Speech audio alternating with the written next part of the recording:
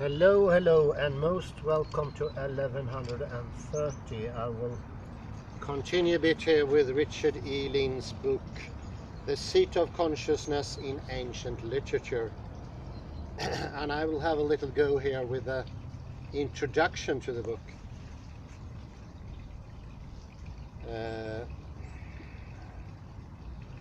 Ut evellas, ut serivas, ut edifices, ut plantes. May you uproot, may you destroy, may you build, may you plant.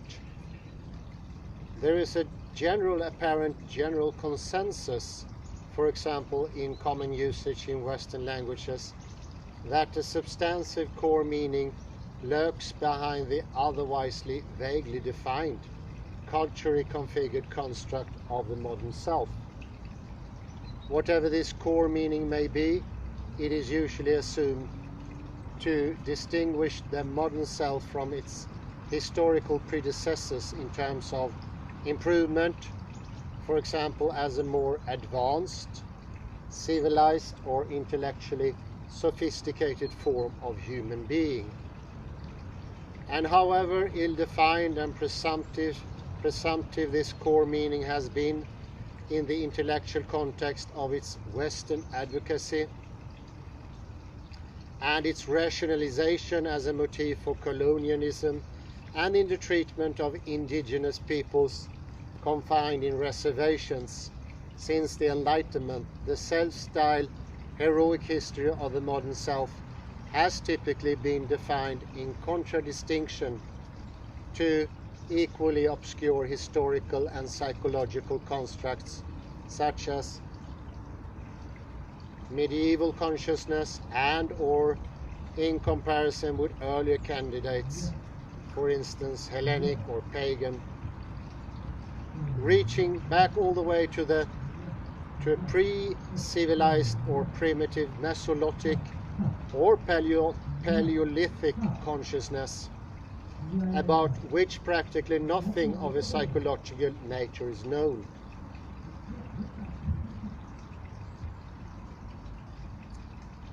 But the question of how to define this modern core meaning in relation to pre-modern consciousness, and particularly how to compare and evaluate the respective psychologies, has not yet been answered in a satisfactory way.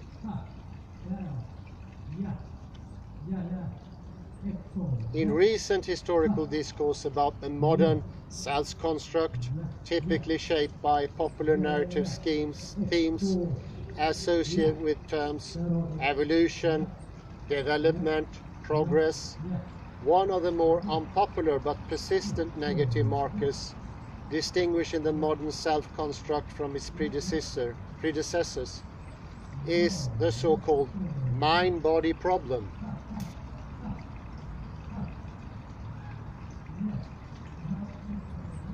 A perspective or attitude explored in modern philosophy and psychology that proposes distinction between the mind and the body that tend in their extreme forms to divorce the mind from the body and favor the mind over the body.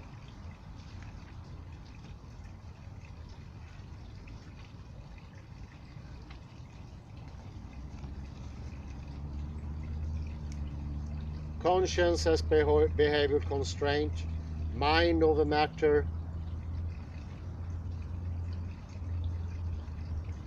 man against nature. This perspective is not entirely new, having roots, for example, in various ancient hierarchical dualisms, e.g. Zoroastrianism, Orphism, Manichaeism, Gnosticism,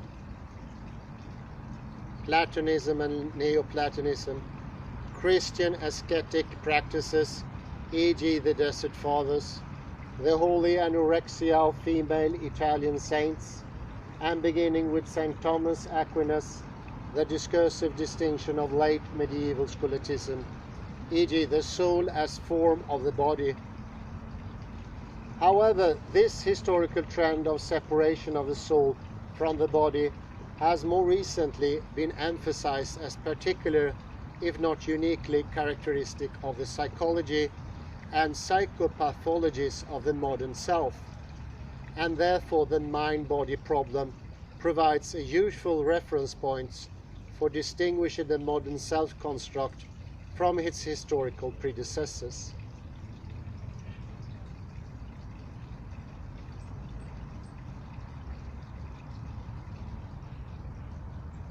Since, at least from some perspective, the mind-body dualism of modern consciousness is a negative attribute, the exploration of the history of this attribute may prove more enlightening in regard to what preceded than developmental conceptions of history of consciousness that more or less automatically assume the progress or increase in maturity of consciousness over time. Among the many implications that follow from above characterizations and some other currently accepted trends of thought supportive of the developmental construct of historically unique modern self are the following. 1. There was a distinctive form or forms of consciousness that existed prior to the modern self, even though so far this pre-modern form or forms of consciousness may not have been specifically named and clearly defined and described as such. And 2, despite the evidence cited above for similar but probably for the most part marginal trends in history towards a mind-body dualism, in its earliest normative form, that this hypothetical pre-modern consciousness generally did not distinguish between the mind and the body as somehow separate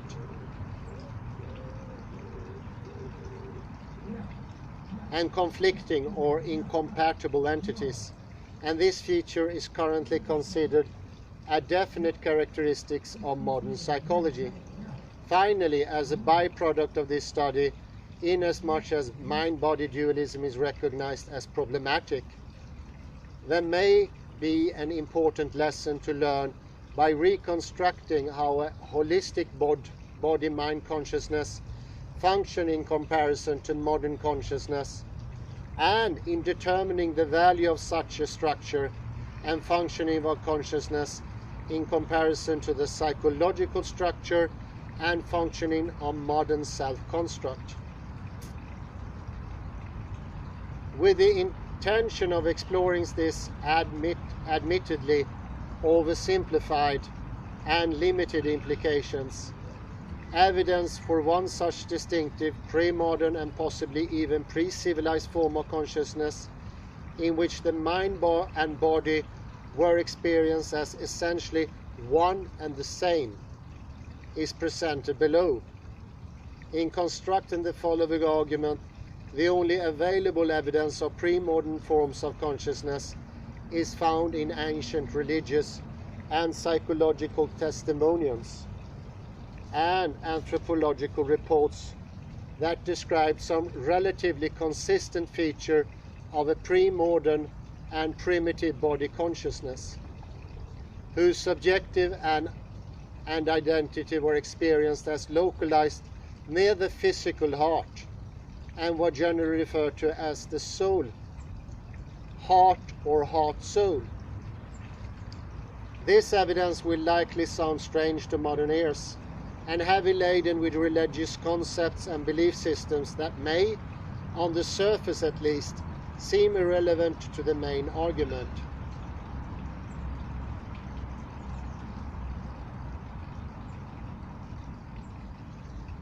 But it is primarily in the religious documents and the various self-serving explanations of their experiences and beliefs that ancient psychology can be found, and in its elements reconstructed into a functional explanation and description. Advocating the ancient point of view in these matters may at times sound like a religious bias, but rather is in fact a necessary exercise in deciphering the meaning of ancient religious and psychological descriptions of their experience.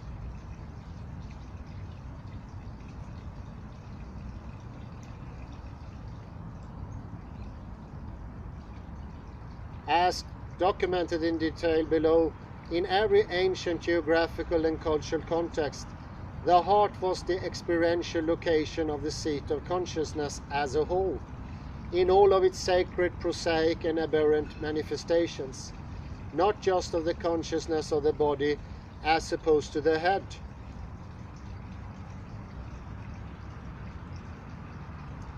The heart functioned as the mind of the body as a whole, and was the experiential point of origin and primary reference point for consciousness in general, and for the sacred in particular. Thus, ancient use of the word heart referred both to the physical heart as a subjective localization of consciousness of the body as a whole, and to the spiritual heart as the nexus of a sacred space or heavenly dwelling within the body. When, for example, the heart was said to think, thinking was experienced as occurring in the chest.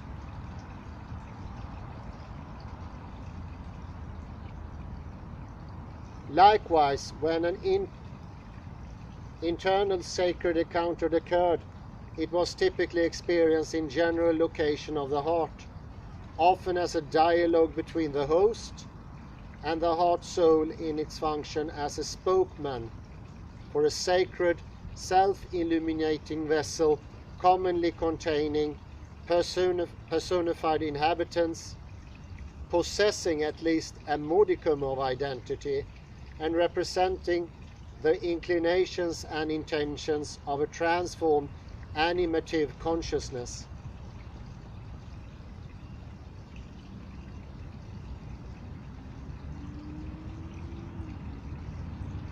In a technical sense, in most ancient literature, the physical heart was incorrectly referred to as the soul itself, or even the physical location where the soul was experienced when present, e.g. awakened, conscious. But nevertheless, the heart was the closest physical referent to where the presence of soul was experienced. And this location was crucial, since if the soul was not experienced as present next to the heart or someone nearby in the trunk of the body, it was generally not present at all. E.g., it was disembodied or lost, unborn or deceased. And as the pre-modern soul was in many ways the functional equivalent of the modern self, its loss was catastrophic, comparable to the modern experience of losing one's mind. Support for traditional localization of consciousness near the heart can be found, for example, in Tibetan Buddhism and their wisdom literature that distinguish the spiritual heart from the physical heart as follows. Your spiritual heart means the infinitely expanded space within your central channel back near the spine at the height of the breasts, not the physical heart of the left side. End of quote.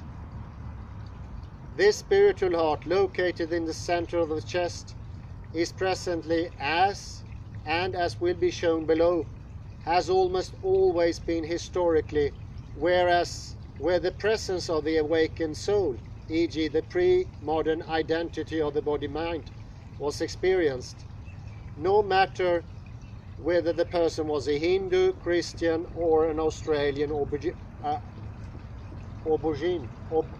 aborigine.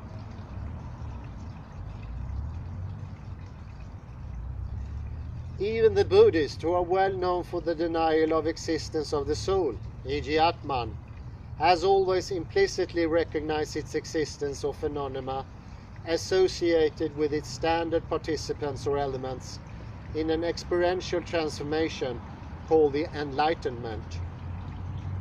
that when completed was typically localized in the heart area and sometimes referred to as the spiritual heart.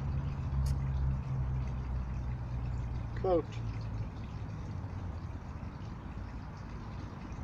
"The extremely subtle body is called the indestructible drop.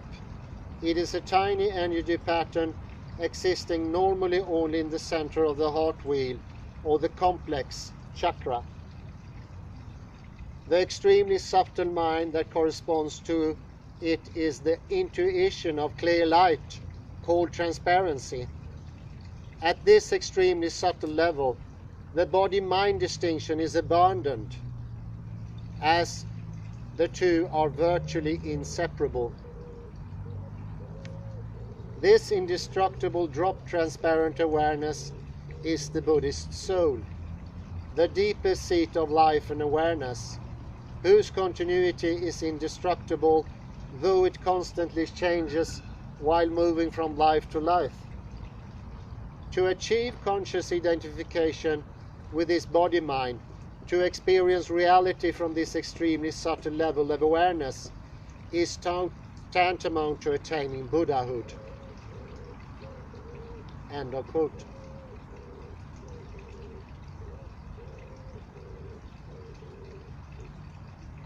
While Buddhist and other traditional religious preparations for the attainment of this state of mind have become lengthy and arduous, in effect lifelong disciplines with no guarantee of success, the difficulties currently associated with transforming the undeveloped mind of the body into mature spiritual heart soul may not have been so daunting in the distant past.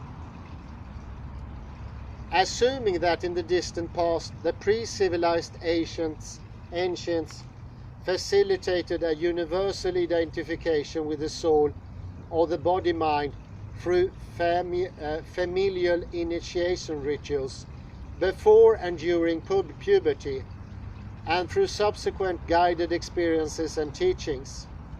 It is alleged below that transparent self-awareness may have been normative among initiated adults in prehistory. And under the typical ancient circumstances of the duty of everyone in the family, for the sake of their ancestors and their own afterlife destiny, to take on the mantle of a lineage identity. It is likely that all adults who were allowed to remain within their extended family would be required to have been successfully initiated. If an illuminated heart soul, e.g. a spiritual heart, was the normative outcome of familial initiations and guidance in the distant past, e.g. until the end of Mesolithic period, then modern consciousness may be an outcome of the dissolution of this form of consciousness and its replacement by something different, but not necessarily by something better or more evolved. Although sometime before and during the early literary documentation of the history of consciousness, the ancient spiritual heart seems to have disappeared, with many of its surviving functions relocated to the brain or head. The spiritual heart has remained a potential goal in the sense of a developmental or transformative possibility that can still be awakened by, for example, what has been referred to as a divine intervention.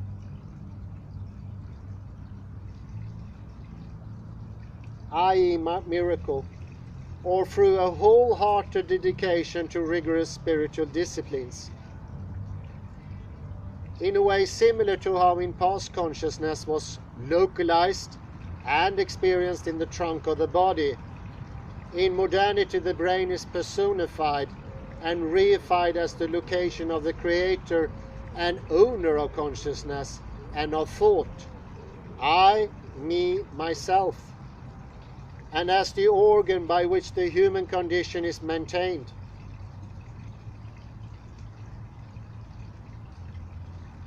In modernity, the brain has become both a physical organ and a psychological space in which mental events occur and human, that is, self-aware consciousness is generated.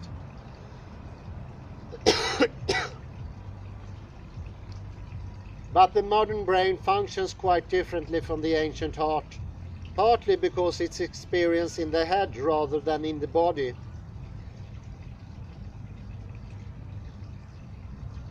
In addition, since it does not house the equivalent of a soul or guardian spirit, in the ancient sense of those terms, the modern self must objectively listen to and observe itself in order to be aware of itself.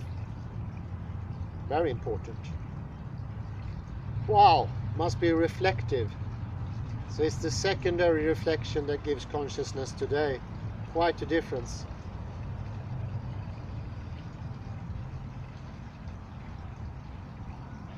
In contrast to this centripetal solipsism of modern self-awareness, the ancient soul typically housed what were referred to as ancestors and family gods, whose wisdom, guidance and ongoing presence provided at the very least a collective intimation of self-awareness and of the meaning and purpose of one's existence, if not a direct experience of who and what the individual was destined to become.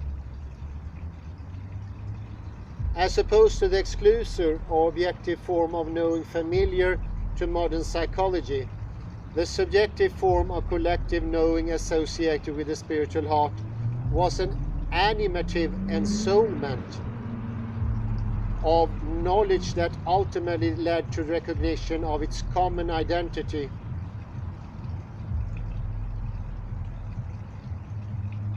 e.g. its divine origin.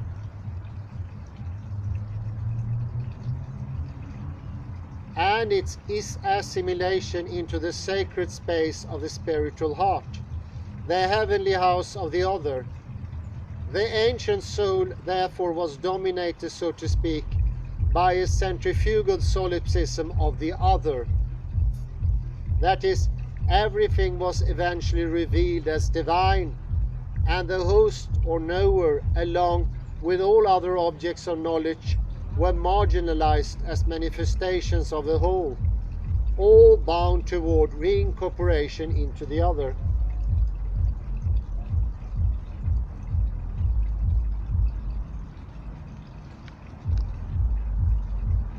The historical data used in the following chapters to explore the implications of a whole body consciousness were found in psychological and religious testimonies in ancient literature from the Rig Veda to the Quran, with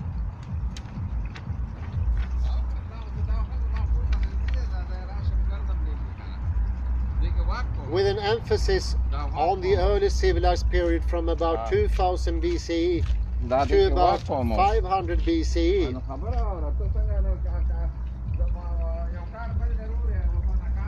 While in modern terms this data is primarily religious in nature, ancient experience of the sacred was not so much interrupted by daily life as supplemented by religious ritual and prayer, which is to say that ancient consciousness and religious experiences were for the most part inseparable, since the sacred was continually present and influential as an inherent aspect of the structure and functioning of mature consciousness.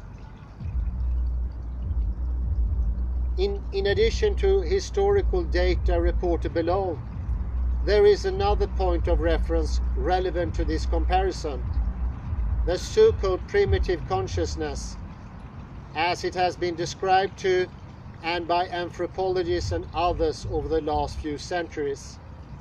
Lacking an accepted alternate term, e.g. indigenous, the potentially pejorative primitive designation will be used sparingly below.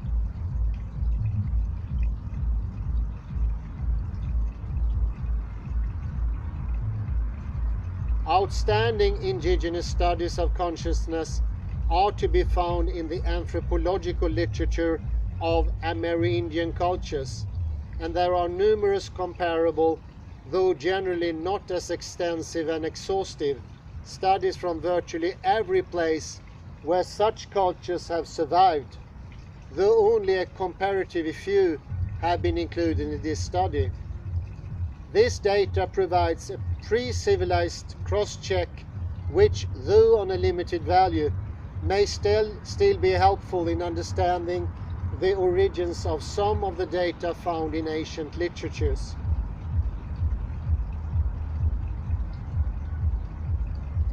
But there are problems with the current understanding of historical and primitive data insofar as the history of its collection and interpretation has tended to ignore the inner workings of the psychology of ancient and indigenous peoples.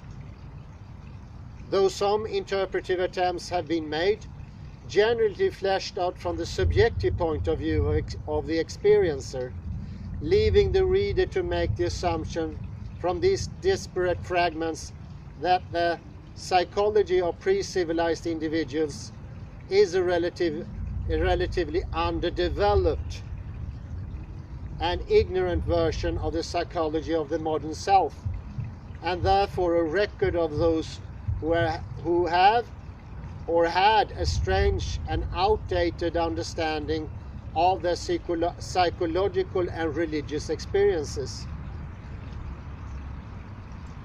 A similar bias exists in the common understanding of the experience of ancient individuals insofar as their way of life and common beliefs appear to be unsophisticated and more generally strange and incomprehensible.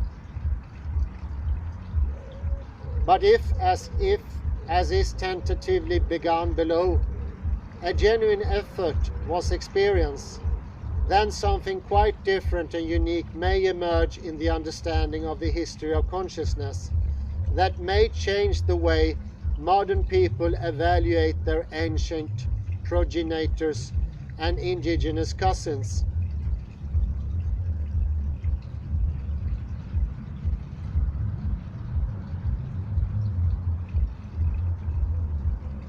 To this end, after a general introduction to the topic of heart-soul in the ancient and anthropological literatures,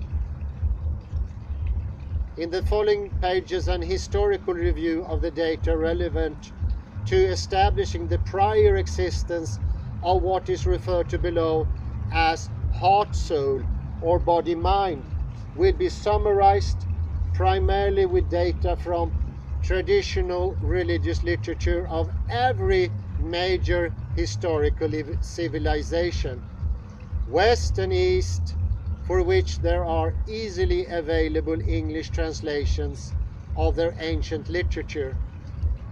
Secondly, using some of the most ancient relevant documents available, the Rig Veda and the principal Upanishads, an attempt will be made to reconstruct ancient forms of domestic worship,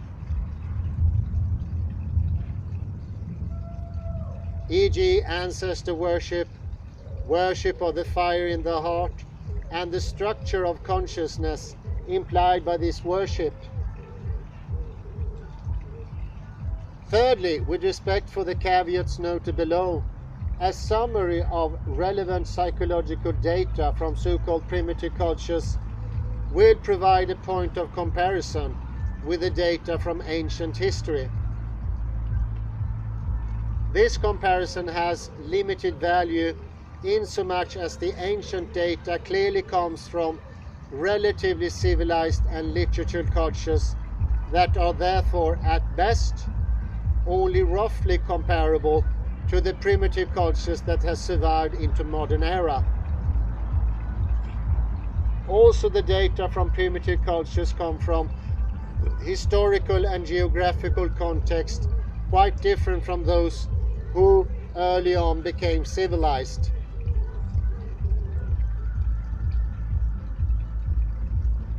Finally, some common features of ancient and primitive consciousness will be compared with modern consciousness for the purpose of providing a very preliminary and rough sketch of some reliable features of consciousness of the heart-soul, and some of the differences between pre-civilized and or pre-modern and modern consciousness.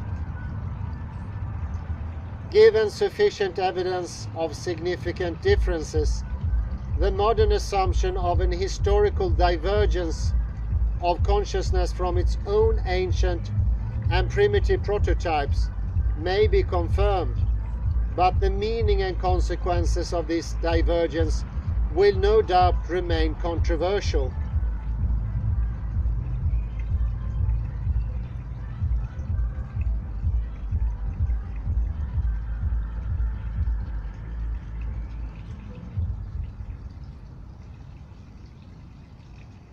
The reader should be aware that much of what is included in the following discussions, assessments, and hypothetical reconstructions of ancient and primitive psychological experience is speculative, sometimes a fleshing out of data, and sometimes an interpretive stab in the dark. At least some of this speculation is necessary, if only because it is important to try to see, understand, and reconstruct ancient and primitive reports of psychological experience. This requires interpreting and evaluating these reports as literal descriptions, while at the same time giving due respect to the use of symbols and synonyms. However flawed such an initial attempt may turn out to be. Although it's impossible to re-experience what psychological functioning was like in the past,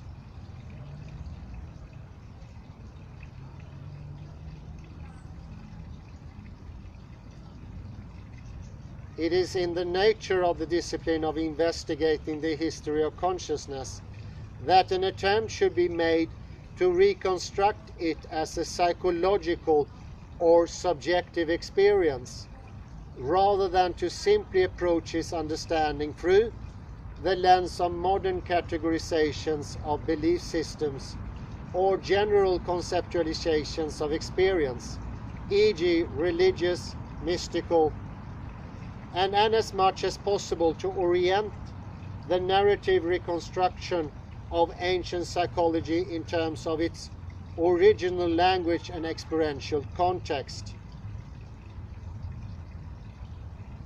For example, in the distant past, before the end of the third millennium before Christ, the central importance of the Mesolithic extended family in the collective worship of their ancestors and family gods, and the transmission of their primeval wisdom in practical disciplines, e.g. the worship of the fire in the heart. In the service of this wisdom was probably a contextual core of what is referred to below as lineage identity. Each family harbored and passed on its own idiosyncratic form of consciousness, and each person in the family was indoctrinated and initiated into becoming the current embodiment and expression of a collective identity, reaching back to the theoretical beginning of the family.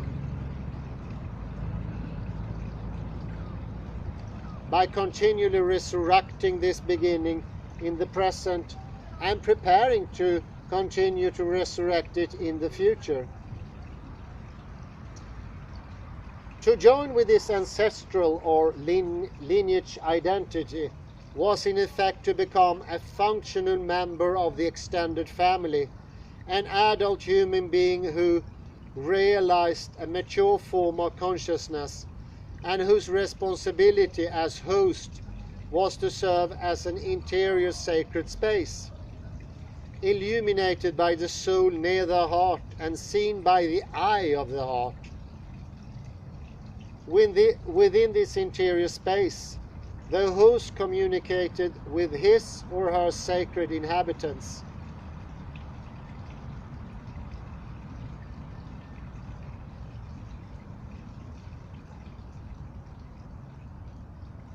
e.g. ancestors, family gods, on a daily basis, if not continuously, and further was guided in everything he did by the esoteric wisdom of these inhabitants, who in a sense shaped his understanding of events and possessed his will in regard to what to do or not to do about them. At the core of this consciousness was a body-mind subjectively localized near the heart that, in addition to performing all the prosaic functions of modern consciousness, also functioned as a microcosmic mirror of the inner workings of the outer world through an array of inner senses, intuition and empathy.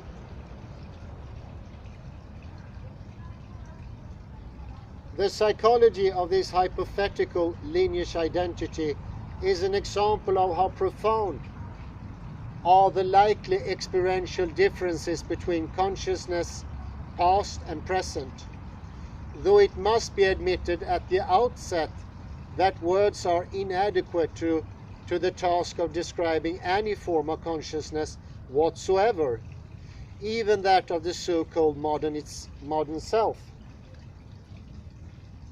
But in fleshing out the body-mind identity of ancient psychological experience, some answers to questions about the nature of pre-modern consciousness may be tentatively provided.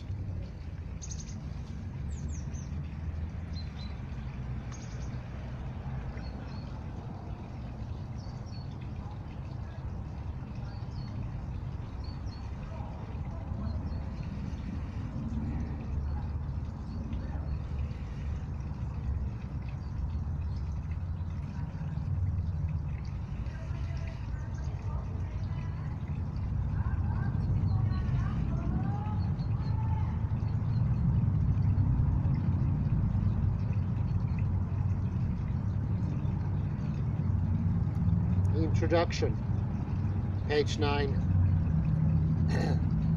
The nature of the self-referential character of the consciousness which composes the awakening in the heart is that it is an astonishment brought about by the total fullness of consciousness. Although it's natural to assume that something like the prosaic consciousness of modernity existed in a distant, pre-civilized past, there is surprisingly little evidence that supports this assumption. Rather, the written evidence supports the hypothesis that, long before they began to portray themselves in writing, when the forebears of modern civilization were in a primitive state of body consciousness, among the descriptive criteria that define their experience of maturity of mind of the body as a whole was a sacred space located in the trunk of the body, whose interior was illuminated by a light emanating from an area close to the physical heart. As will be demonstrated by extensive documentation in the following chapters, this conclusion is supported by the earliest sacred texts, the Rig Veda Samhita, and by some of the most ancient written traditions of all of the major civilized religions worldwide.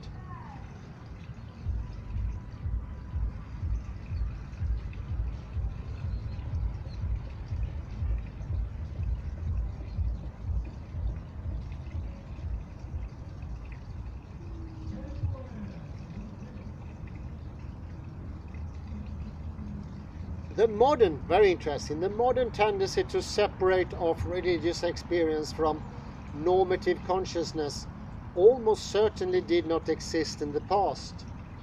An inner illumination may, on the other hand, have been as rare then as now, but psychological description of what was taken for ordinary consciousness in ancient literature commonly referred to thinking with the heart and described the trunk of the body as the subjective location of all other mental activities except dreaming.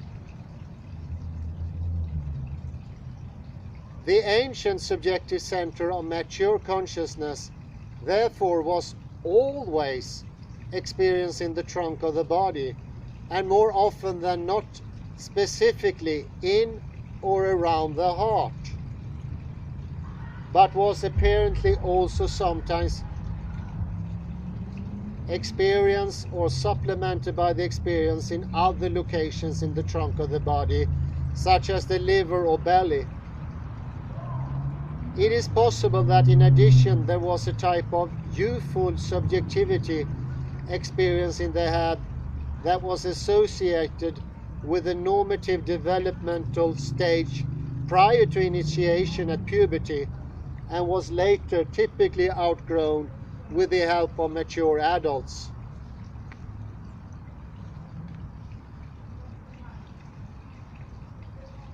But there are few descriptions of subjective experiences in the head in ancient literature, much less descriptions of a pre-adolescent psychology.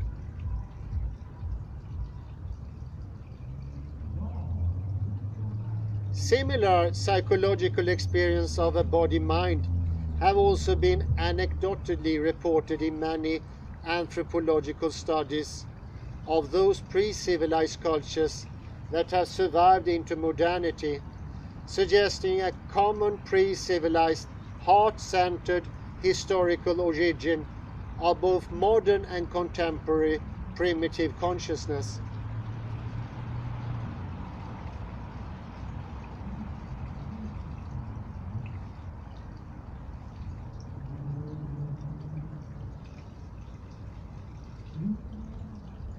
The evidence that supports this suggestion, in part summarized below, indicates that if ancient consciousness was not as a rule actually enlightened from within, it was certainly much closer to this religious structure of consciousness in its major descriptive feature, e.g.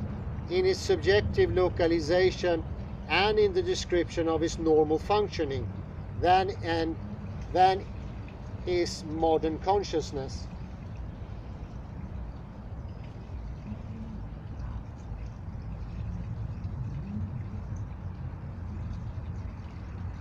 In ancient descriptions of a religious form of consciousness are survivals of a much earlier pre-civilized form of consciousness that was normative for human beings in their Paleolithic settings before about 10,000 years ago.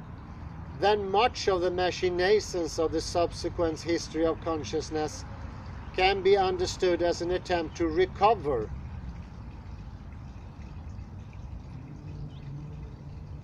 and deal with the consequences of the loss of this earlier normative form of consciousness, whether or not this fundamental agenda was recognized as the underlying or original motive of later social, political and religious initiatives.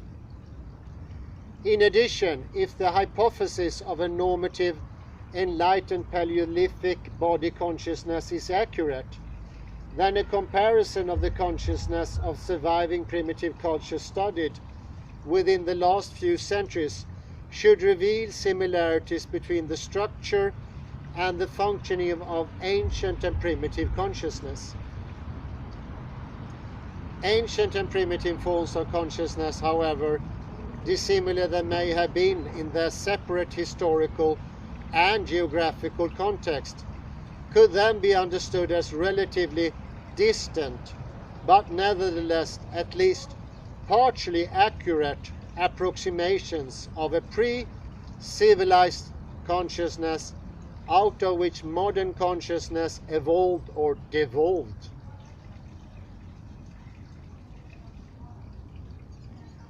Whereas in contrast, primitive consciousness, as much as possible, preserved a form or type of this consciousness in much less modified form.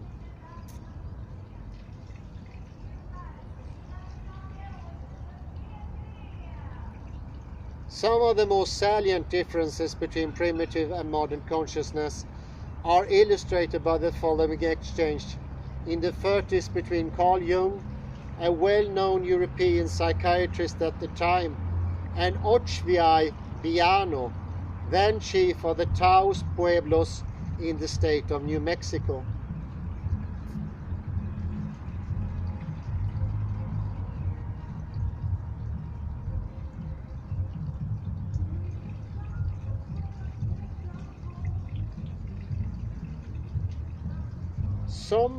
See, Ochviai Biano said, how crude the whites look. Their lips are thin, their noses sharp, their faces furrowed and distorted by faults. Their eyes have a staring expression. They are always seeking something. What are they seeking? The whites always want something. They are always uneasy and restless. We do not know what they want. We do not understand them. We think they are mad. I asked him why he thought the whites were all mad. They say they think with their heads, he replied. Why, of course. What do you think with? I asked him in surprise. We think here, he said, indicating his heart.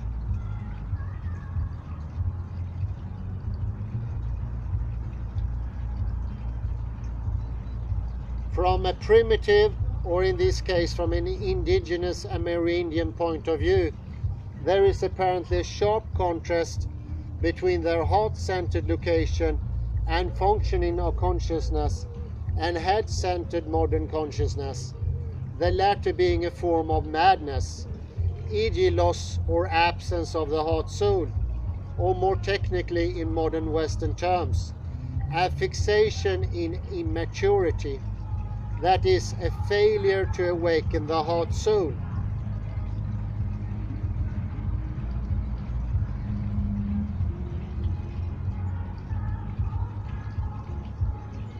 According to Ochviai Biano's diagnosis, the symptoms of this failure are characterized by, among other things, an uneasy and restless seeking, and by thinking with the head. In ancient and primitive terms, the above pathologies of modern head consciousness are comparable to the psychological characteristics of a hungry ghost who never became embodied, or who became disembodied too soon and for the wrong reasons, and therefore was left, so to speak, floating in the wind.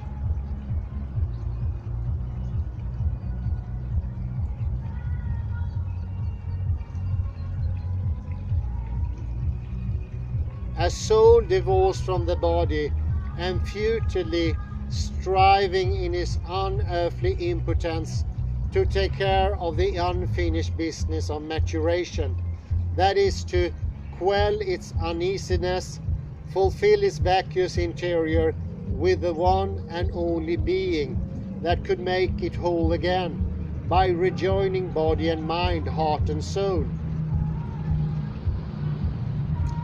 However strange to modern ears, this primitive perspective about what constitutes the pathology of the white man is an important reference point for understanding the contrasting descriptions of ancient and primitive consciousness when compared with modern consciousness.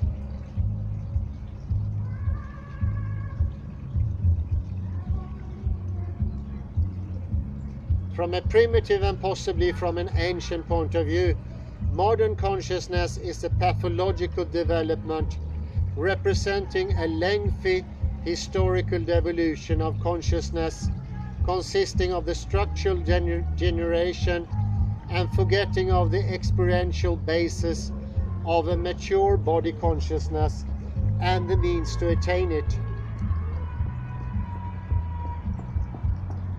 In the distant past, these experiential bases, e.g. inner senses, sacred revelations, were the inspiration and foundation of the most important faculties upon which pre-civilized consciousness was dependent.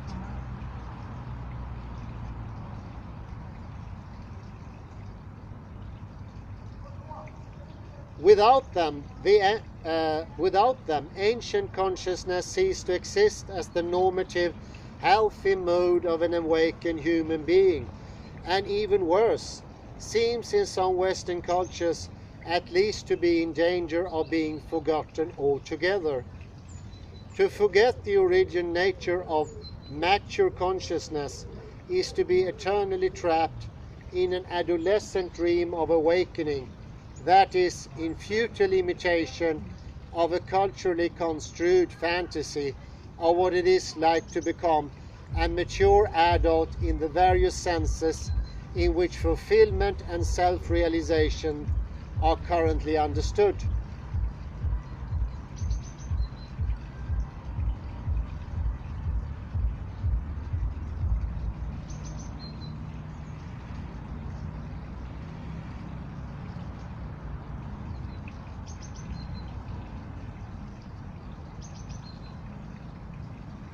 Assuming that such madness or an immaturity was uncommon among Amerindians in the past, it is reasonably to suppose that a subjective localization of consciousness in the heart-soul was normative among them, and may still be so as long as they avoid conversion to modern cultures and lifestyles. Over the last 2 centuries, anthropological research and other reported contexts in which such information was anecdotally provided strongly supports the possibility of normative localizations of consciousness in the heart among the majority of Amerindians, and in many other primitive and isolated cultures worldwide prior to the characteristically intrusive interventions by modern civilization, including colonialism, that historically have generally resulted in a loss of experience of the indigenous heart-soul. These interventions, which in a different psychiatric setting were characteristic in some instances by those subject to them in the 19th century Europe as soul murder, were for example implemented on Amerindians' reservations in the 19th and 20th century through the prevention of initiations, forbidding indigenous religious ceremonies and observances, and through the enforced transition from a primitive culture to the ethics and ideals of a modern culture, affected especially by a mandate to educate Amerindian children in the ways and means of civilization.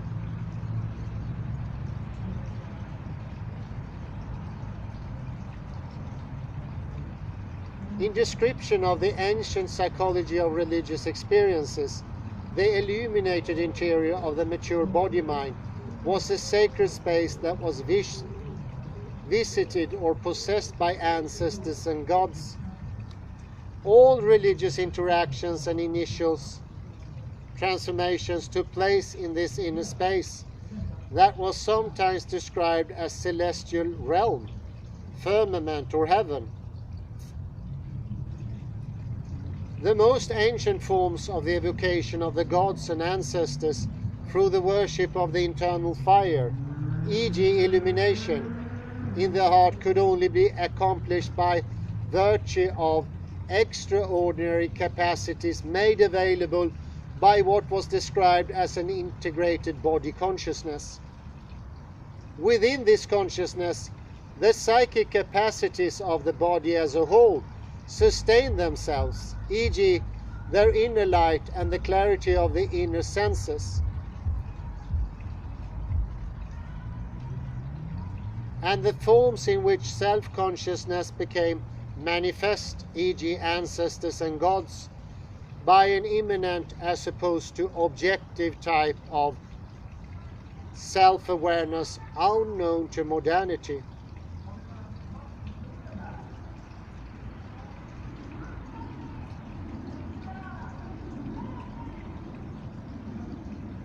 A transparency of the body and of its illumined mind was maintained through the substantiation and stability of the inner light as a form of consciousness, and by its effective animation and assimilation of the external and the internal, e.g. thoughts, objects and entities that became manifest to its consciousness.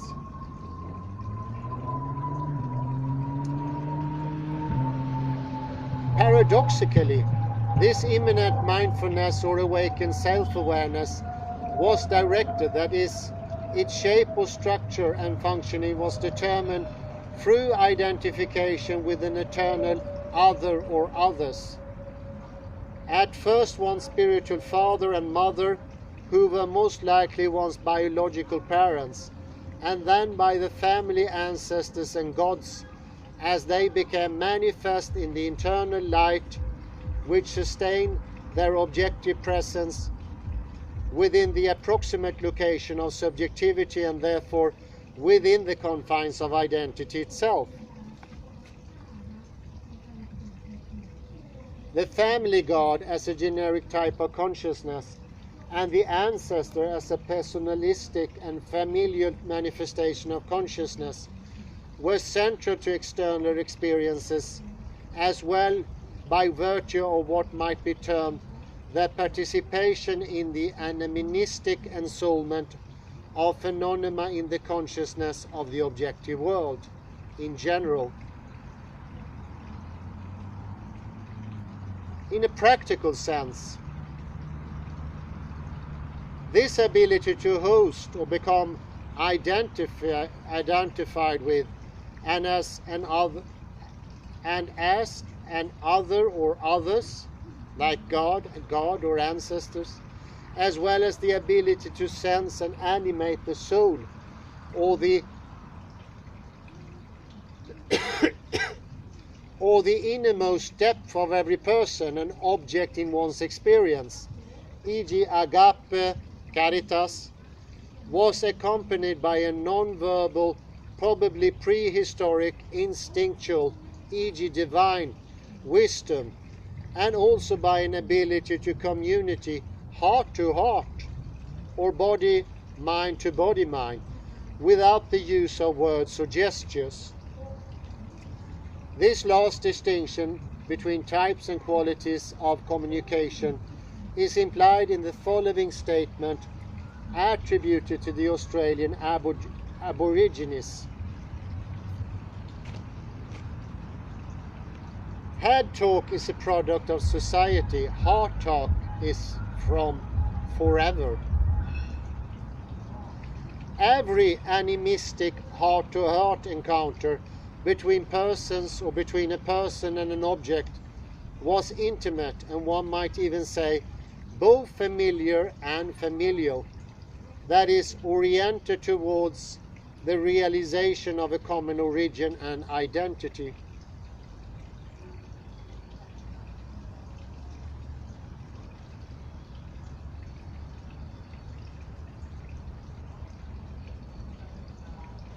Such encounters could occur because the interacting interiors were not purposefully hidden or unconsciously concealed, but rather consciously expressed and unreservedly exposed as originated from and manifesting a particular aspect or perspective of the same vital source. In this setting, something like a personality or self was completely out of context, and if not directly and immediately assimilated, e.g. purified from awareness, would irrevocably distort and obstruct the entire process of unconditional self-awareness and self-expression as manifestation of the divine. That would summon up to being saying no to consciousness and awareness. The natural intent of the awakened consciousness was to reconnect with the divine, e.g. God, the one being, through every person and object in experience, thereby unifying all objective perspective by recognition of the common subjective roots in the experience of the one, e.g. divinity. In this manner, inside and outside became one and the same, klein bottle, or aspects of the same. Every ordinary encounter with an object or a person was potentially an invitation to communion with the divine, and therefore a loving redemption of both the observer and the observed, by an intuitive identification in depth from an isolation and unconsciousness that was at least temporarily and one-sidedly compensated for by the nature of the encounter.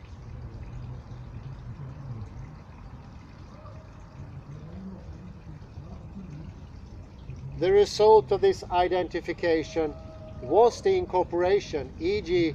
reunification of the individual spirit, e.g. a particular manifestation of divine will, of the object or person into full participation within the subjective heaven in the heart, e.g. the happy hunting ground, the celestial city, that is, into an egalitarian society or extended family of embodied spirits.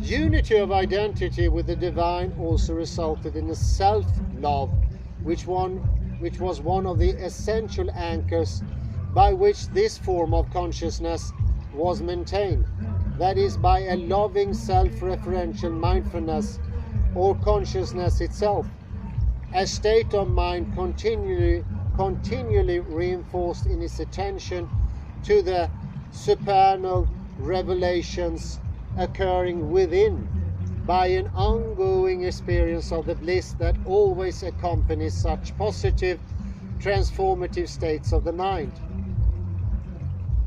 As an imminent witness of the one, the distinction between internal and external experience, between body and the mind, and between the identity of the self and of the other, was for the most part irrelevant. But for the purpose of this discussion, the internal-external distinction remains useful for the sake of describing ancient consciousness from the more and less narrow-minded, irrelevant and tongue-tied perspective of modernity.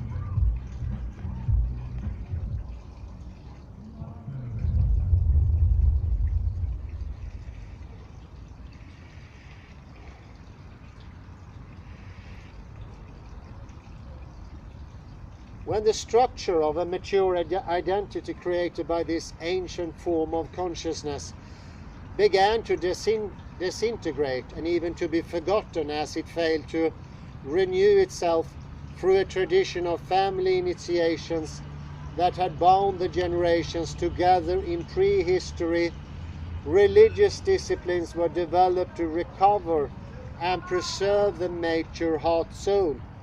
For example, purification of the interior through moderate asceticism, monitoring of emerging or incoming thoughts, and upwelling desires to ensure their assimilation into the whole, and the withdrawal of the external attention, e.g. containment or continence, into reverent devotion to internal experience.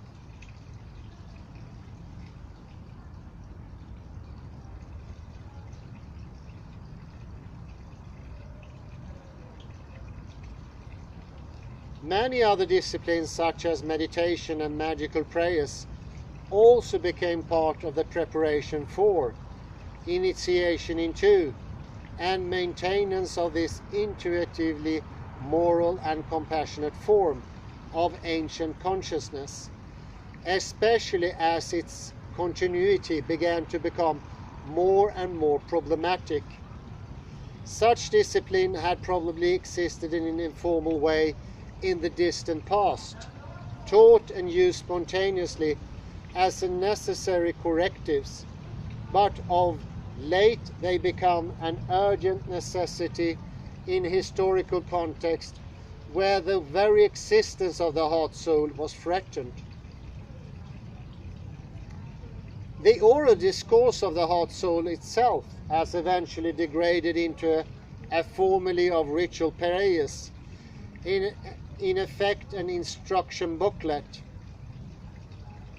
such as the ritualistic prayers contained in the oldest of the religious books to survive into modernity, the Rig Veda, and the Egyptians' instructions left for the dead on their afterlife journey was probably in part a belated preservative reaction to recognition of an historical tendency well underway by the middle of the second millennium BCE towards loss of or failure to initiates in one's children's maturation of the heart soul into an integrated body-mind.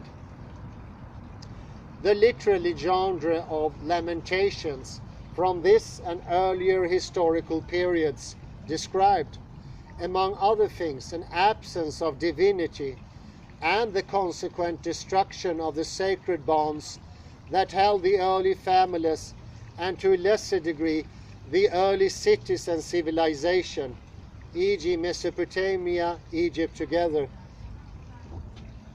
Once these bonds were broken, the mundane and transcendent estranged, and the transmission of the lineage identity from one generation to the next severed.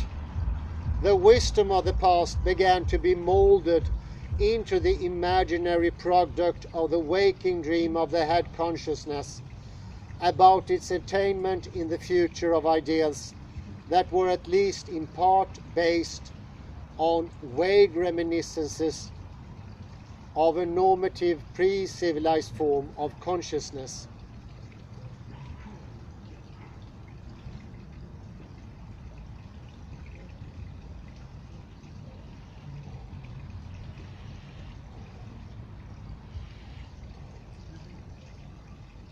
The traditional religions that survived into modernity were founded by individuals who remembered, e.g. re-experienced the wisdom of the past, e.g.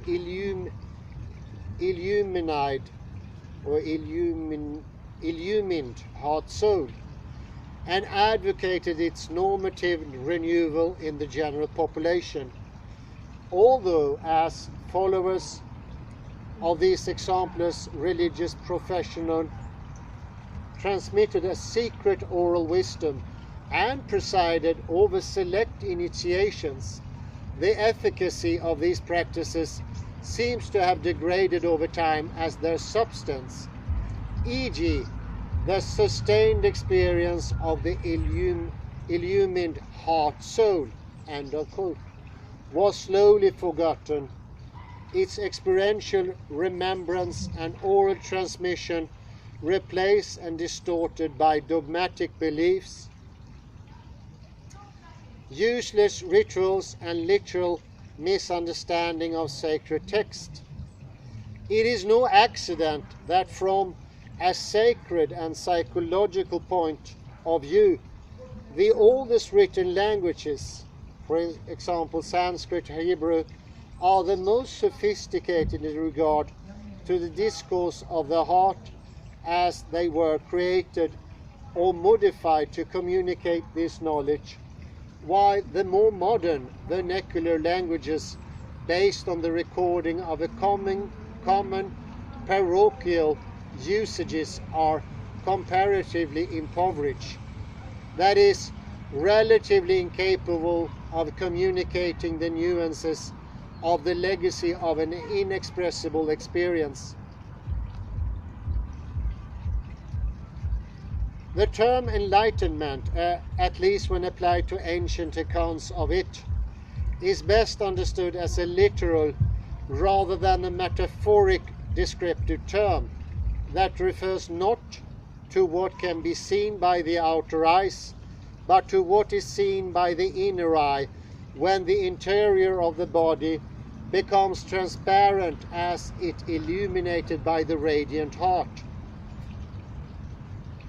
In the area next to the physical heart, in the middle of the chest, an inner sun appears, and although several other inner senses are also awakened, one of the most dramatic of the immediate transformative changes that occur with the awakening of body consciousness is the perception of this inner light.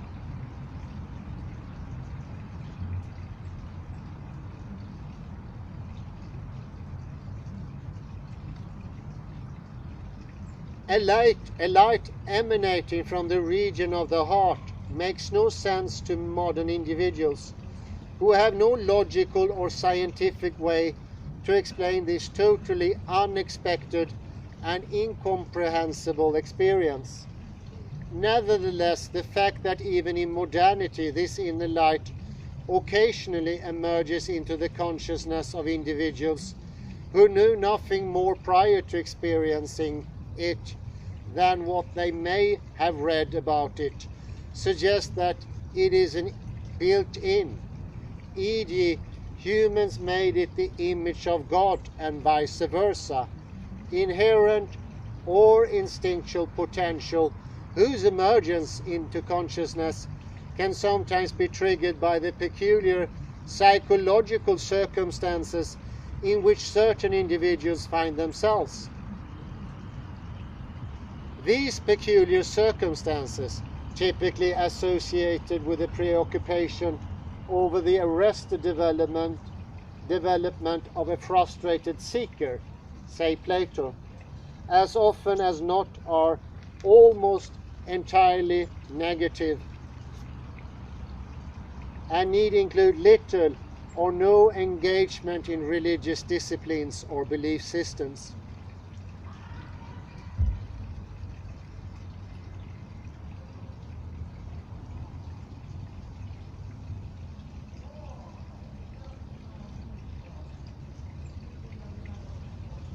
As an unrealized potential, enlightenment cannot be achieved by effort alone, but rather it must be allowed to emerge through the involuntary process of an inadvertent identification with it. That is, the discovery that one has been possessed by it. Hence the use of the term chosen to refer to those who involuntarily experience it.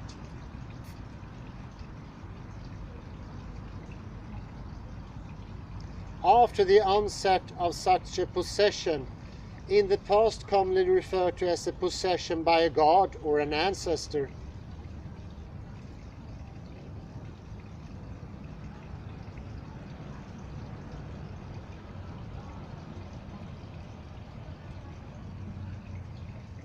e.g. God, ancestor, Christ, their inner light, unconsciousness, the resulting in a new subservient self and that which has been recognized as more or less replacing the self or identity as such.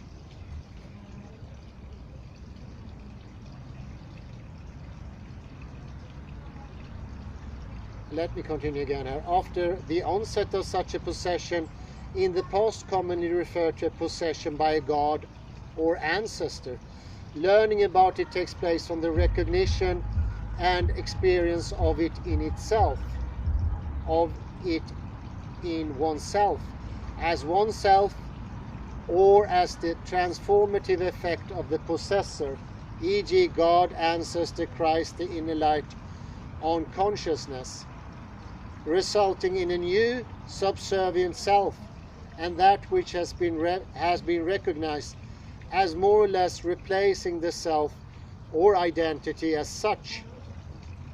That this outcome is a regression into the inheritance of a primeval form of consciousness is supported by evidence presented below, but the judgment of how convincing this evidence is will be left to the reader.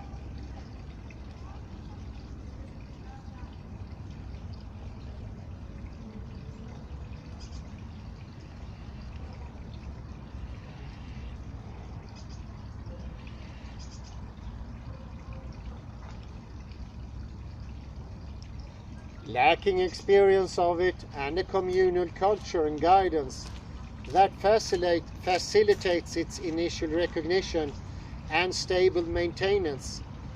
In the West, use of the word enlightenment rings hollow except as a vague abstraction.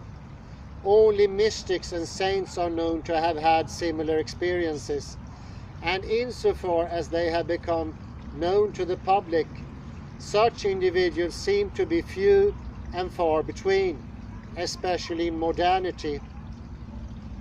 But if in fact the recovery of enlightenment occurs naturally through the revelation of what was forgotten many generations ago, even and especially by the distant members of one's own family, then it may be more accessible than is currently supposed. Accessibility, however, requires the removal of immature obstacles and self-preoccupations, resulting in an involuntary approximation toward what must have once been a natural or normative condition state of mind.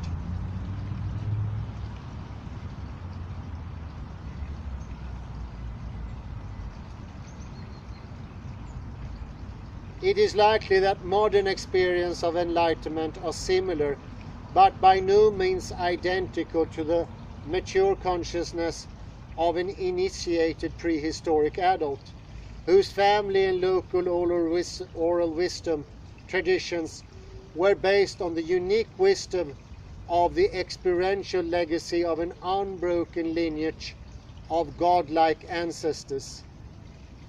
Even so, although a lineage identity may have had a unique wisdom, specific character, and a personality all of its own, it was for the most part based on spiritual experiences that were the equivalent of instinctual or developmental potentialities.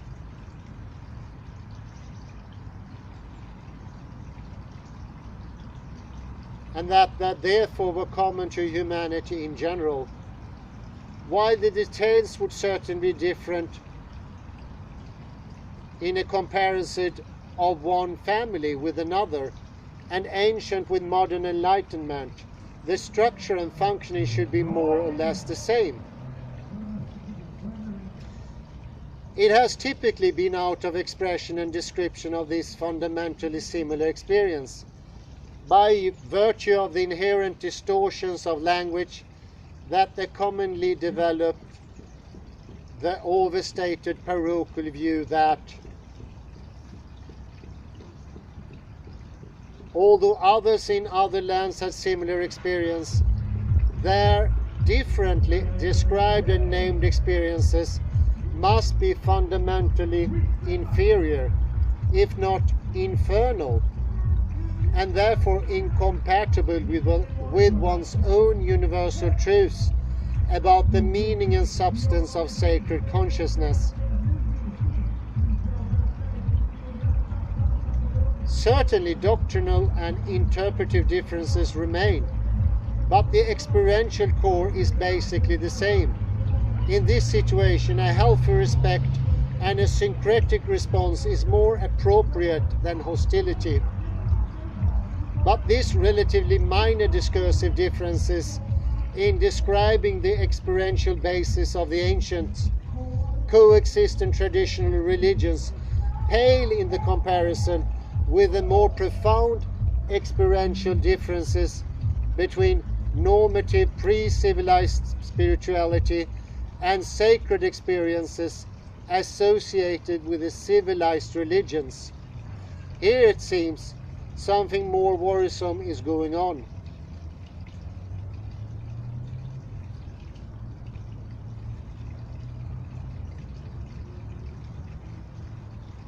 One of the most important points to understand about the concept of enlightenment is that when this term is used to refer to an ancient as opposed to a modern phenomenon of consciousness, what the word originally referred to cannot be understood in any meaningful sense by the language-bound intellect of modern individuals. The experiential context and functioning of a lineage identity is inconceivable to a modern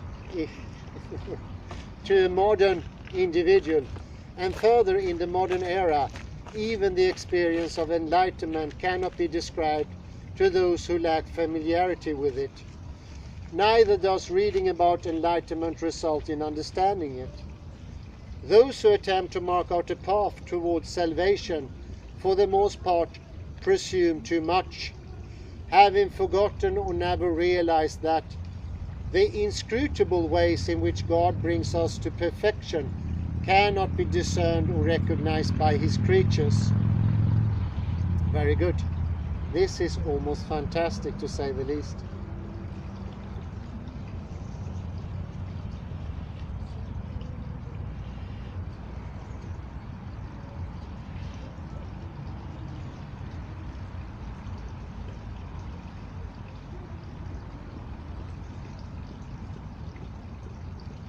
And to the extent that the ego self remains a part of the process, decisiveness and hostility will continue to deny the interdependence of such truths as have been rediscovered, and misinterpret or overlook the similarities between one's own and one's rival spiritual experiences.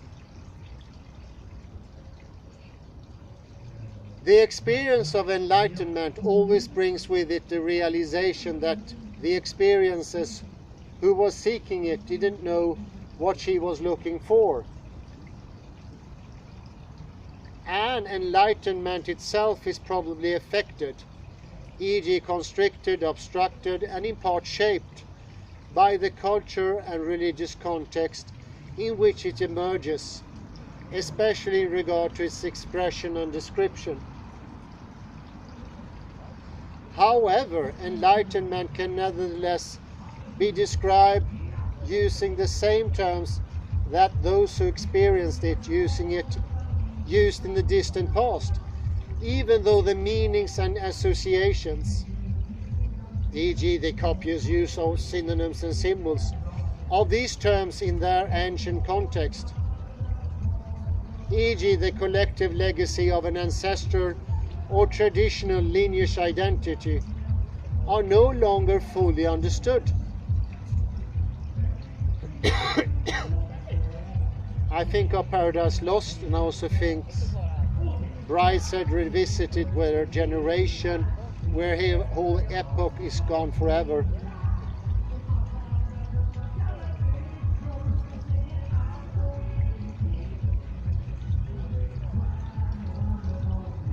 Despite, or rather by virtue of these caveats, one of the primary values of this review of ancient psychological descriptions may be to demonstrate to the reader what enlightenment is not, by first convincing the reader that it is not what he thought it was. In addition, there are many illusions, falsehoods, ignorant assumptions, and speculations about enlightenment that should be challenged for the sake of those seriously seeking to experience it.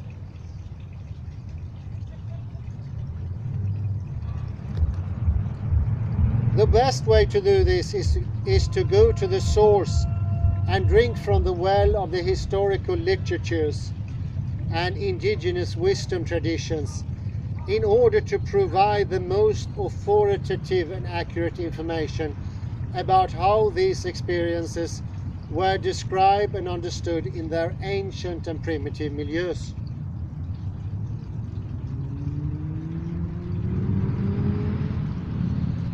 The following brief summary is oriented around a few illustrative examples, some of which reappear in and are further discussed in subsequent chapters, covering a small portion of what amounts to many libraries full of religious, philosophical and psychological literatures, most of which have not yet been translated into English, that have attempted to describe and explain the initial experiences and further development of an ancient form of an enlightened body consciousness. These samples were chosen in order to highlight their emphasis on the location of subjectivity and some prominent psychological features of the experiential phenomena associated with an ancient awakened consciousness, rather than to summarize abstract commentaries consisting of thoughts and speculations about what these experiences might mean in the context of a particular religious belief system.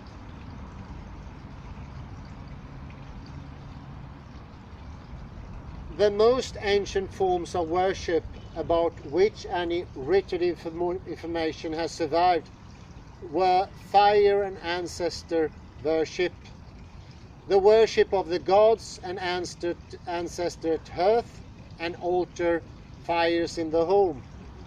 It is likely that these practices were domesticated survival of the type of worship that fostered the development of mature consciousness before the current interglacial period, and when the relatively isolated extended families lived in tents and other more temporary dwellings, as opposed to the later, probably rare stone constructions and in the open when artificial shelters were unnecessary. The hearth fire was the center of domestic life that became a locus of orientation after the day's hunting and gathering, and brought everyone together into a communal family setting where they shared food, company, instructed the young, told sacred stories about the ancestors and gods, enjoyed the warmth and illumination of the fire. Practically all interior and nighttime activities occurred in the presence of the fire. The external fire naturally became a metaphor for an illumined inner experience of consciousness that revealed the interior correspondences, e.g. souls, of objects in the external world, and an internal place, e.g. heaven, where the gods and ancestors, if properly nurtured, could survive into perpetuity.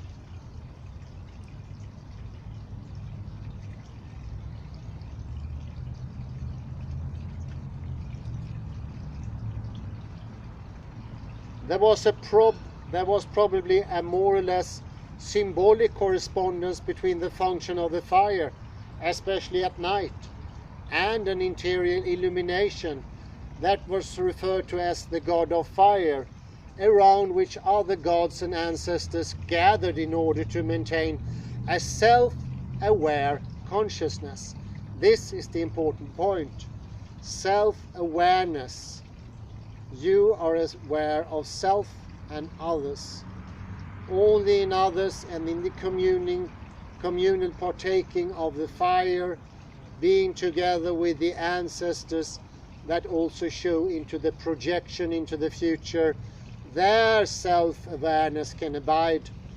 So the reflective consciousness, the mirroring of direct experience, is nothing but a very, very inflated and hollow ego consciousness that is automatic, lacking in sustenance, lacking in possibility of being supportive, giving food for thoughts, giving sustenance to the soul, that is the heart, and having knowledge.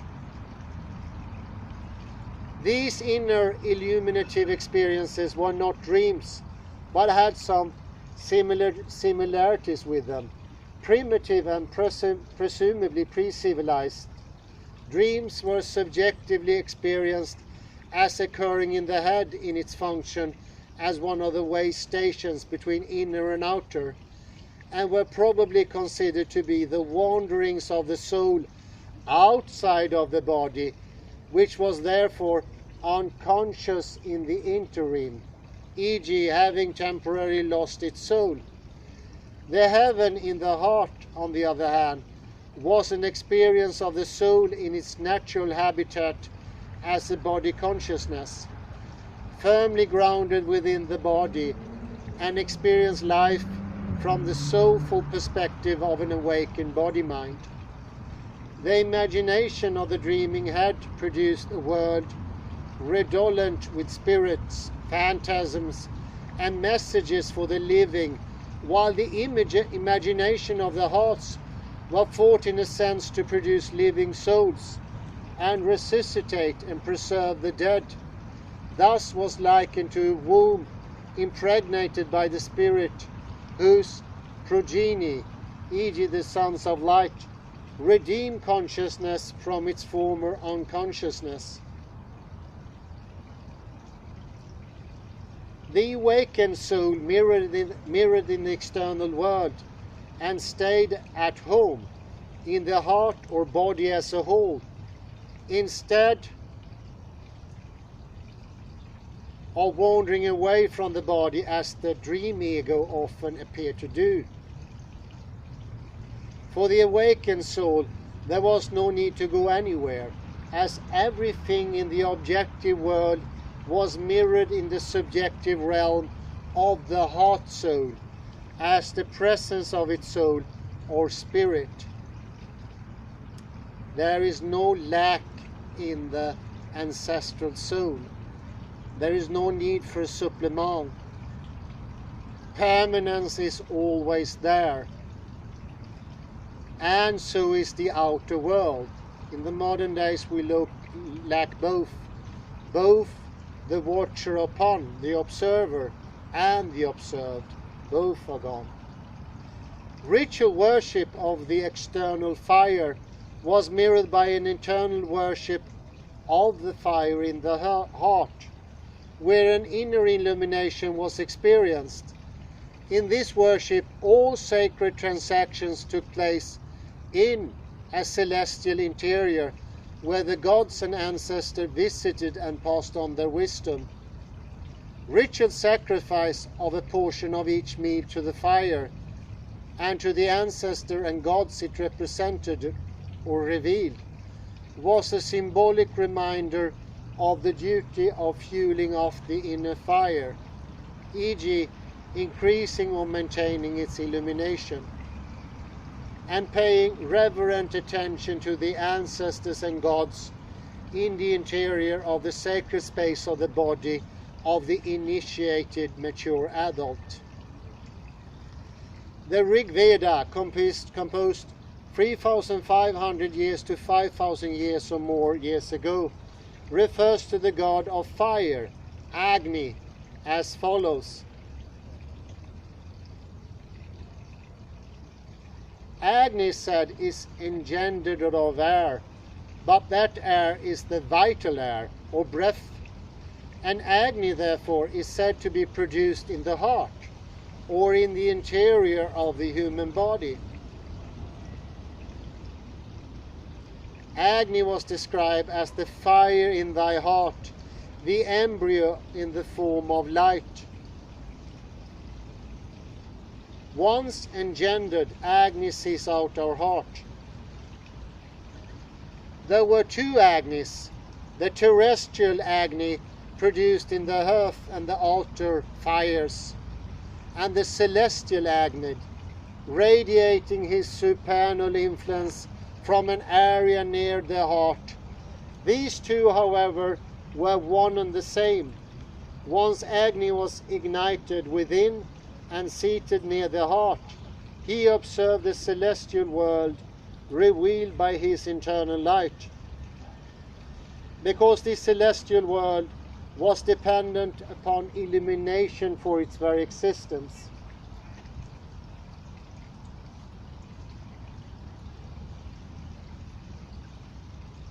that is, the sacred space, might be said to be created, or at least revealed by the inner light. Agni was always invoked before and as a necessary basis of all other religious transactions. The fact that later descriptions of Agni in the West were invariably female was probably due to the later emphasis of the Greeks and Romans on the prognative feminine nature of the purifying inner fire, as mediated the birth and cleansing of the souls in an interior heaven that mirrored the external world.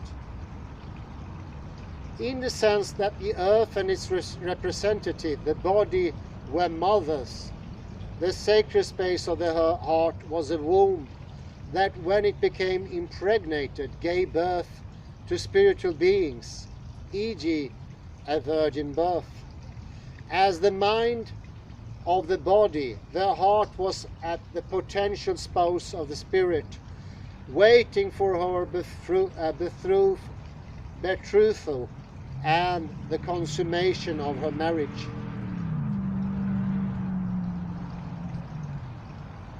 A male eros could also be expressed by the heart, such as in the Nordic berserkers and the agon between Greek men.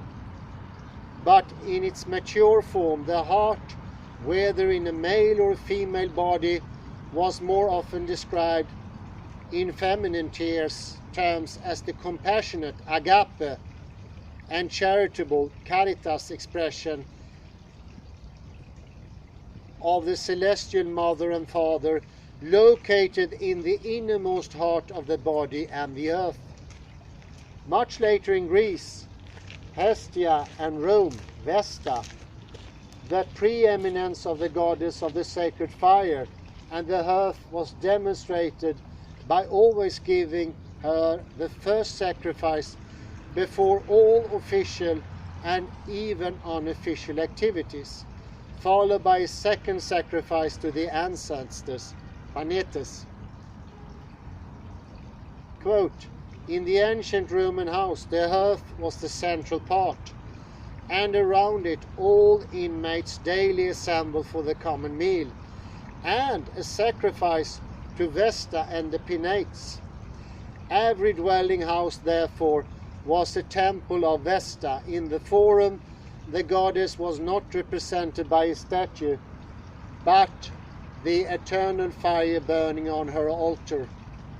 Her shrine was the most sacred object of Roman religion.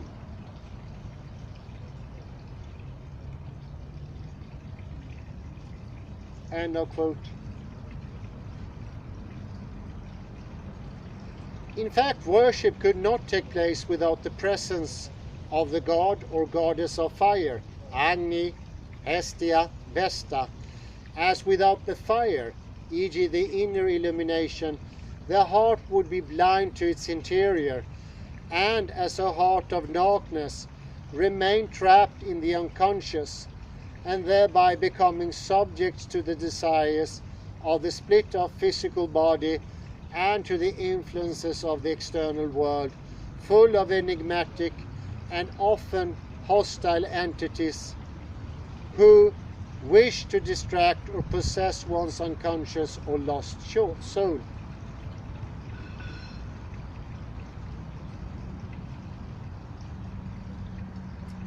The world of the soul and the spirit were inaccessible without the inner light. Therefore, the stability, continuity, and transparency of illumination by the fire in the heart soul was of absolute importance, and every effort was made to avoid being distracted or occluded from attending to or maintaining its brilliance, transparency, and openness to experience.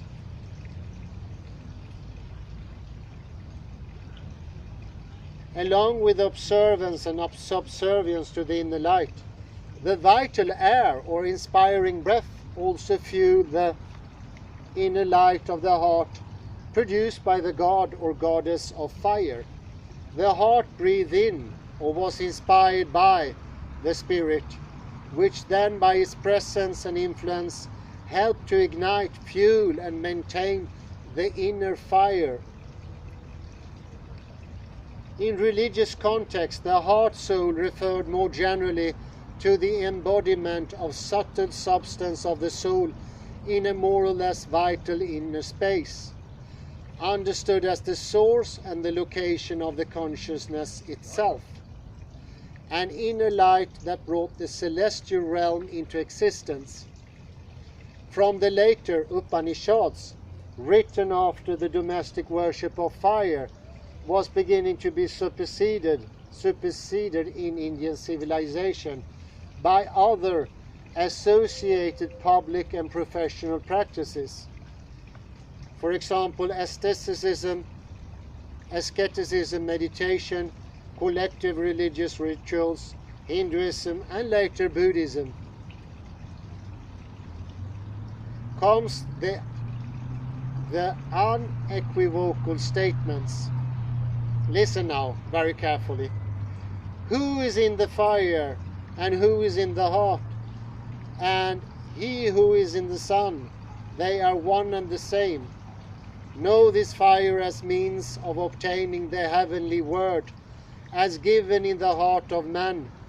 The sun of consciousness shines brightly in the sky of our hearts. It does not set, it does not rise. Whosoever knows that person, those whose sight is the heart, whose mind is light, the principle of every self, he indeed is a teacher. End of quote.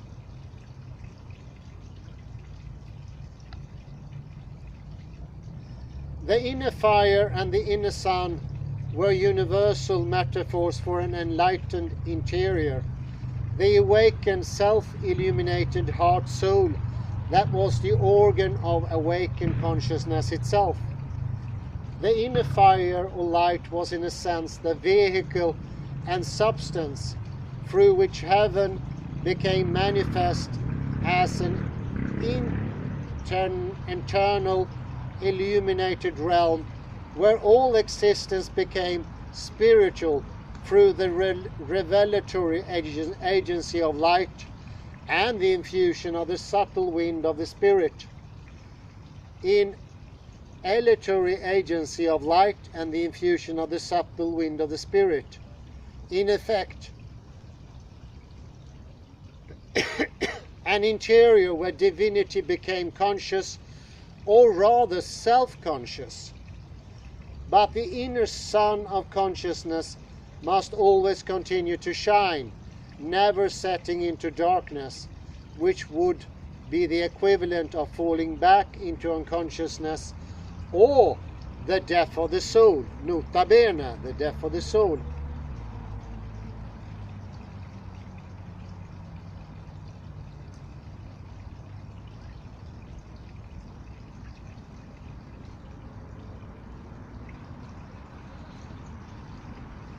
The essence of prayer was mindfulness of this interior, and particularly the maintenance of its light. The first duty upon awakening each morning and upon leaving or re-entering the house was to renew attention, e.g. via prayer or mindfulness, to the inner fire in order to make certain that the inner realm was still awakened and enlightened after an interlude of being distracted from mindful attention to it by sleep or outer concerns.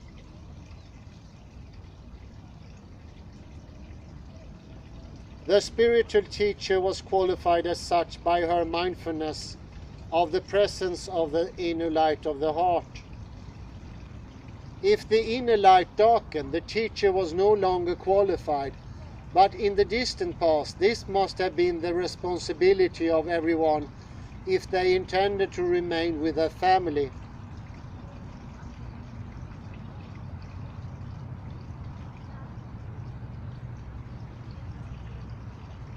That is, live with them in the sacred spaces of the domestic dwelling where they must join in the worship of the family ancestors and gods, and in so doing meet with the God's approval or disapproval of each family member's capacity for worship. Description of this interior heaven are found in Western religions, for example in the Torah and in the New Testament. For God, who said, "Light shall shine out of the darkness," is the one who has shown in our hearts to give the light of knowledge of the glory of God in the face of Christ.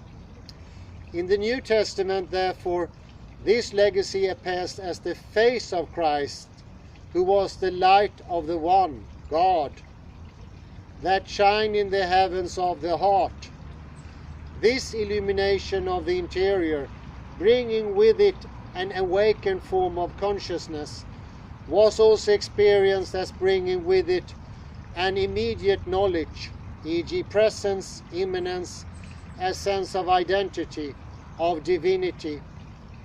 And through this insight into one's own true nature and origin, an immediate knowledge of the source and inspiration of every other soul in all particular beings and things. Each soul representing, as it were, an expression of and an insight into, and therefore more concretely, a way of recognizing and thereby returning to one's identity with the one and only universal divinity. To love another meant that one discovered the divine in other, and in so doing recognize oneself, that is, the divine identity within oneself and all particular beings. Christian love, agape, was exclusive insofar as it was limited only to the love of one divinity in all of its manifestations, and inclusive insofar as everyone and everything was experienced as a manifestation of divinity. The same is probably more or less true of all religions when they are appreciated as different expressions of the same experience shaped by the various historical and geographical contexts.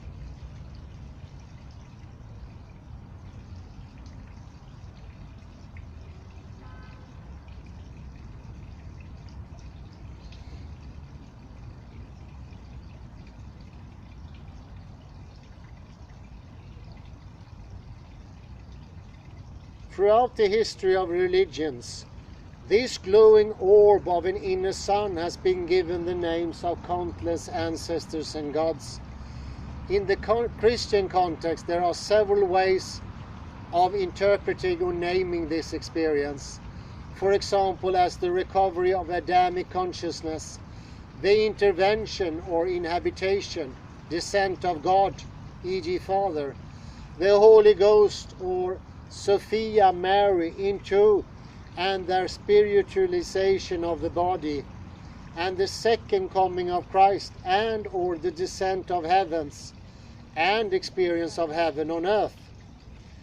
Description of this experience are found in Eastern Orthodox Christian tradition. For example, when empowered by Jesus Christ, the sight, we began to press forward in firmly established sobriety. Then first there appears in our mind as a lamp, as it were, which the hand of our mind holds aloft to guide our mental steps. Therefore comes a full moon, circling in the sky of the heart, and at last, like the sun, comes Jesus, radiant with truth like the sun, that is both revealing himself and illuminating contemplation with his all-brilliant rays. These things he mysteriously reveals to mind, keeping with his constant zeal, his commandment, which says, Circumcise therefore the foreskin of your heart. End of quote.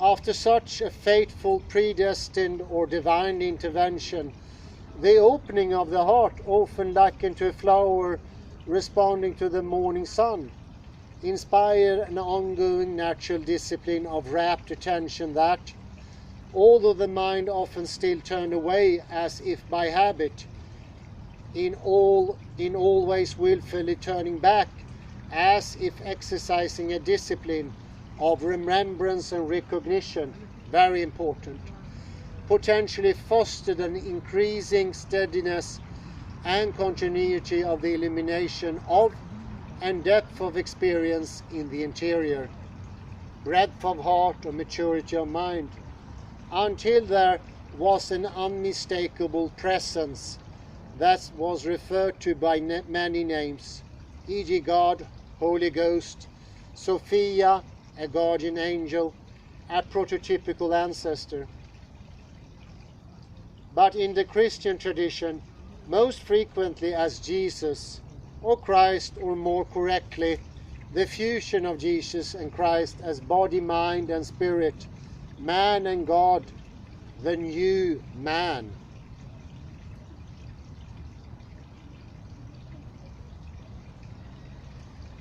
This spiritual presence was experienced as more or less hidden behind everything and every event in the external world. For example, making especially one suffering grist for the mill.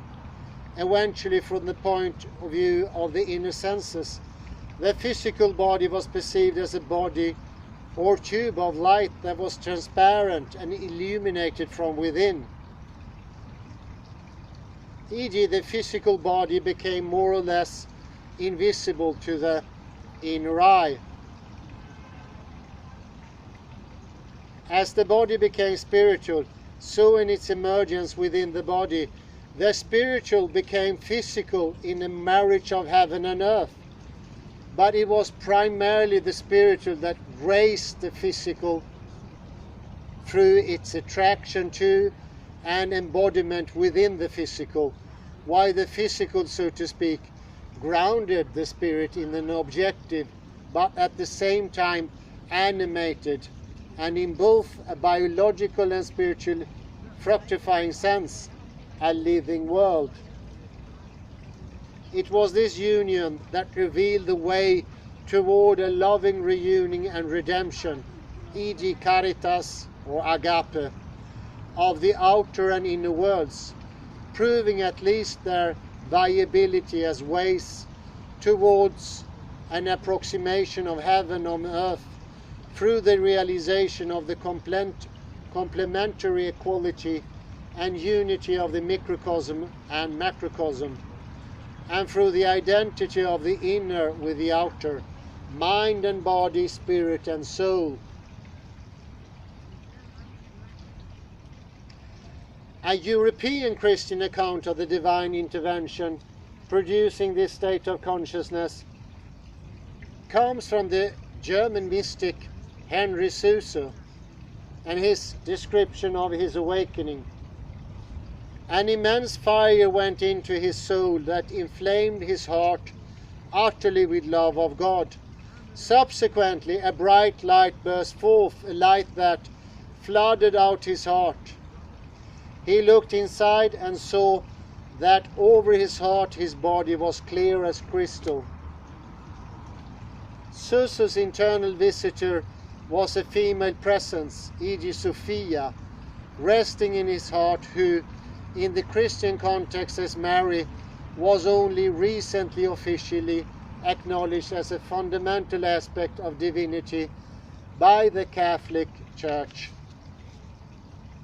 but who has a long history in the West, which origins that can in part be traced back through the Cilician traditions and the female saints of Christianity to, for example, the Egyptian worship of Isis and the Greek worship of Demeter in Ulysses during the Hellenic period. and less clearly back through the cusp of prehistory in surviving legends, traditions and archaeological finds, indicating the importance of female deities.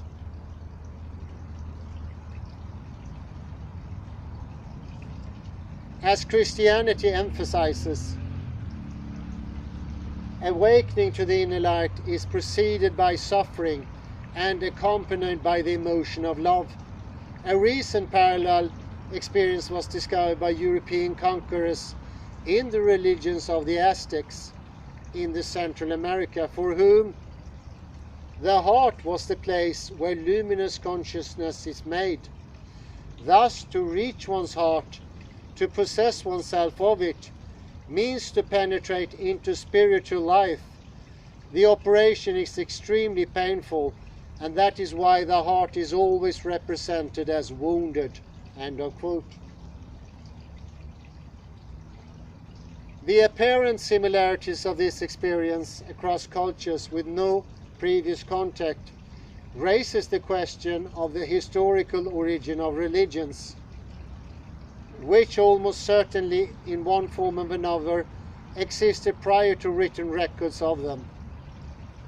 But how could one investigate this possibility other than by sheer speculation?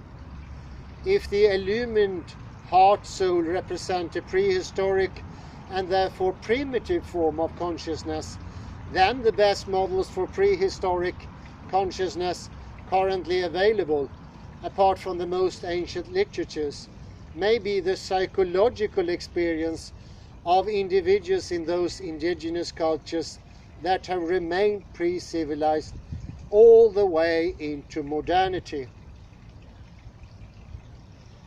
As would be expected if one agreed with the logical notion that there was a common origin of both ancient and primitive consciousness at some time in the distant past.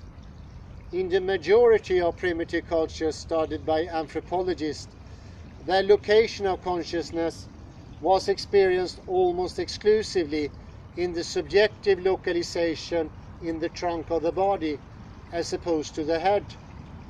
And like the ancient forefathers of modern civilization, primitive consciousness was experienced most often in the heart, where these individuals thought and sense internal and external experiences. For example, in the psychological experience of the contemporary tribe of the Tucanos in South America. In the seat of the soul is the heart, that is compared with a fire whose light penetrates obscurity and makes things visible. It is imagined as a flame that comes out of the little web and emits a light according to the degree of his power, which is stronger or weaker. A weaker shaman, it is said, his soul is not seen, it does not burn, it does not shine. Underlie all shamanistic activities of the Pei, the shaman. We observe the same concept of mystical light and of actions and objects associated with luminous experiences. From another contemporary indigenous source, the primitive Tarahumara of Central America, comes the following report about the shamans. The power to see everything, to guard against evil, to cure illness issues from the light of his heart, was given to him by Tata Dios. It enables him to see Tata Dios himself, to talk to him, to travel through space at will, for the shamans are as bright as the sun. End of quote. Compare here to the luminous idea of enlightenment and the today's concept of light being exterior, not in the thinking capacity, and therefore not shining light on things to be understood, instead obscuring everything because not involving the heart thinking. It is outside, is transcendental light, and therefore being less and less thought, less and less understood, less and less part of information / knowledge. the ever light of the fluorescent light in the libraries all over the world eradicates knowledge, because it doesn't include the heart of the reader, of the seer, of the understander. He never went for an initiation rite, whereas to learn, to think, to understand, to be a disciple. He has no humility to learn, and he has no maturity to understand. Both those things. And sometimes modern Western people are compared to, I heard that myself, to immature children who think they have loads of knowledge and therefore aggressively attack everyone who contradicts their empty concepts and thinkings. And they remain like immature, empty, soulless child for the ends of their days. They are indeed literally lacking of the heart soul of consciousness, not even having permanence 1 second for another, for that can only be made by the body, because body is what is part of the quantum field, not this transcendental, I would say, Hugh Everetian or Max Tegmarkian conception of not existing and a world that doesn't have any properties or qualities to it. This eradication of one's own self, this mass suicide or singular suicide, that means you no longer understand anything and you cling on to your misunderstanding for the love of God, although at the very same time feeling no God, no spirit and no free will. That is indeed the fate of modernity.